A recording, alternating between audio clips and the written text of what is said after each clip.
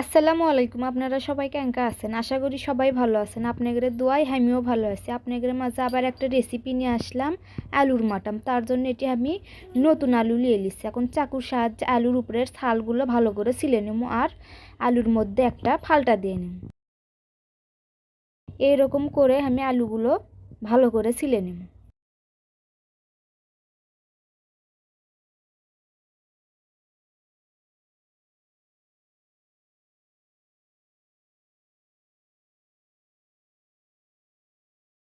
এবার আমার আলুগুলো কাটা হয়ে গেছে। এখন পরিষ্কার পানি দিয়ে ভালো করে আলুগুলো ধুয়ে নেব।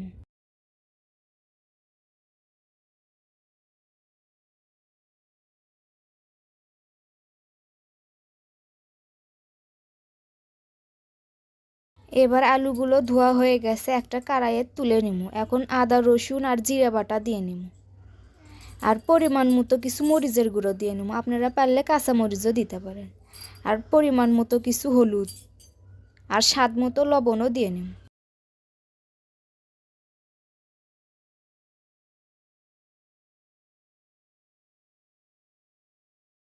এখন আলু সিদ্ধ হওয়ার জন্য পরিমাণ মতো কিছু পানি দিয়ে নিব, দিয়ে ভালো করে লাড়াচাড়া করে কিছুক্ষণ সিদ্ধ করে নিব।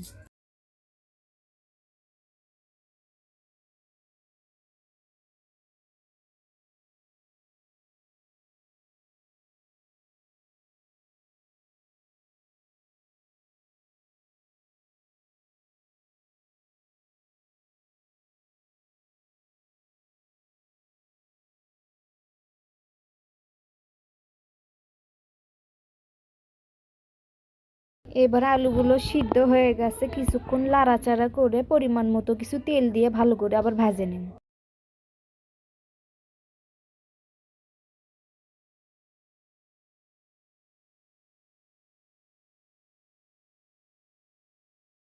এভাবে আরও কিছুক্ষণ লাল লাল করে ভেজে নেব।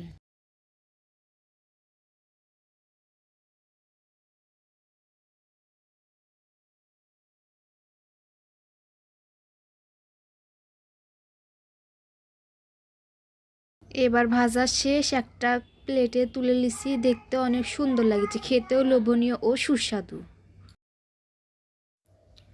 বগুড়ার বিখ্যাত আলুর মাটাম যারা যারা এখনও খাননি অবশ্যই একদিন ট্রাই করে দেখবেন। অনেক সুস্বাদু ও লোভনীয়, মুখে জল আসার মতো। আর আমাদের ভিডিওটি ভালো লাগলো অবশ্যই লাইক কমেন্ট শেয়ার দিয়ে পাশে থাকবেন।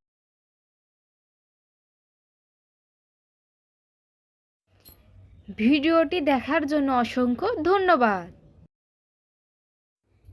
আসসালামু আলাইকুম। আপনারা সবাই কেঙ্কা আছেন? আশা করি সবাই ভালো আছেন। আপনাদের দোয়ায় আমিও ভালো আছি। আপনাদের মাঝে আবার একটা রেসিপি নিয়ে আসলাম, আলুর মাটাম। তার জন্য এটি আমি নতুন আলু নিয়ে নিচ্ছি। এখন চাকুর সাহায্যে আলুর উপরের ছালগুলো ভালো করে ছিলে নেব আর আলুর মধ্যে একটা ফালটা দিয়ে নেব। এইরকম করে আমি আলুগুলো ভালো করে ছিলে নেব।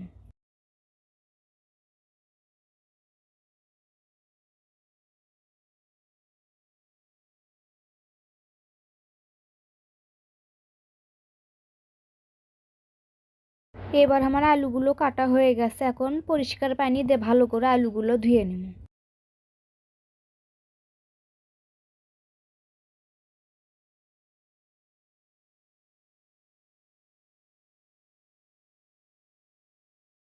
এবার আলুগুলো ধোয়া হয়ে গেছে, একটা কড়াইয়ে তুলে নিব। এখন আদা রসুন আর জিরা বাটা দিয়ে নিব আর পরিমাণ মতো কিছু মরিচের গুঁড়ো দিয়ে নিব। আপনারা পারলে কাঁচা মরিচও দিতে পারেন।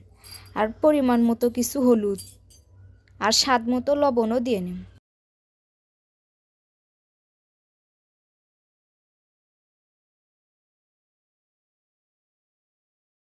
এখন আলু সিদ্ধ হওয়ার জন্য পরিমাণ মতো কিছু পানি দিয়ে নিব, দিয়ে ভালো করে লাড়াচাড়া করে কিছুক্ষণ সিদ্ধ করে নিন।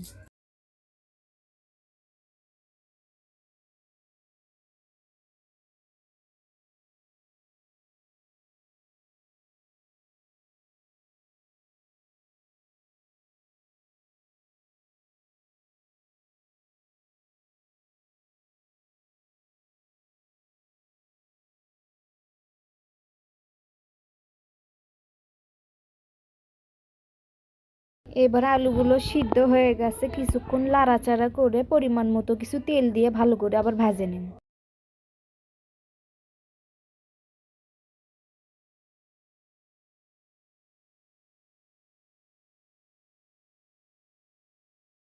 এভাবে আরও কিছুক্ষণ লাল লাল করে ভেজে নিন।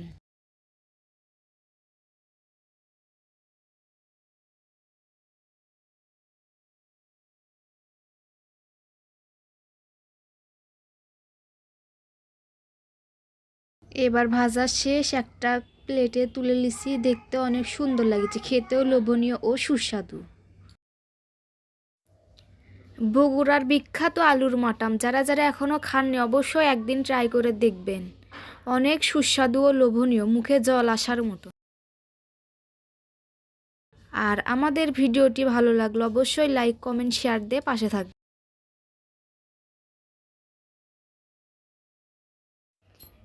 ভিডিওটি দেখার জন্য অসংখ্য ধন্যবাদ।